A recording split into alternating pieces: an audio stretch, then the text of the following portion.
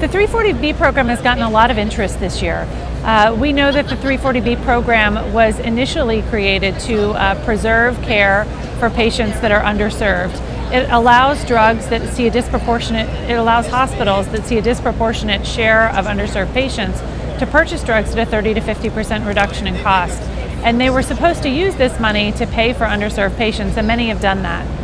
The natural consequence, though, of having this program without really much oversight is that there's been a rapid expansion of this program, and many hospitals have used it to set up shop 30 miles away from their initial hospital center and used it to create additional profit for the hospital system. So we've seen a couple of things. One, that the profits that happen from these 340B centers don't always go back into the care of the underserved. And also some hospitals are, quote, double dipping or taking benefits in purchasing from two independent programs to add to additional revenue. So that's problematic, and while we want to see the 340B program continue to move forward because it provides an important service, it really needs to have appropriate oversight to make sure that there's accountability and transparency in how appropriate institutions are using these funds and what patients they're using this program for.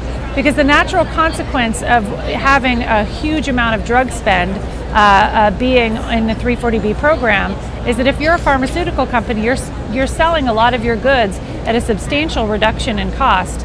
And in order to maintain a stable profit margin, you have to continue to increase price at a new and different trajectory. So I think actually this is one mechanism that the current administration can act to reduce drug prices, or at least reduce the trajectory of increases in drug prices, is by having better oversight and control of the 340B program to make sure that it's more appropriately implemented for hospitals and used for the patients where it was intended. And by doing that, you can change the nature of drug price increase. We've seen a lot of interest in this over the last few months.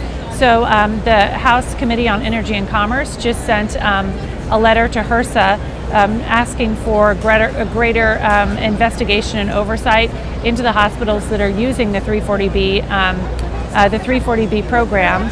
And there's also a lot of support from the House and Senate. So Representative Collins and Senator Bill Cassidy are both likely to file bills to provide greater oversight for the 340B program this year.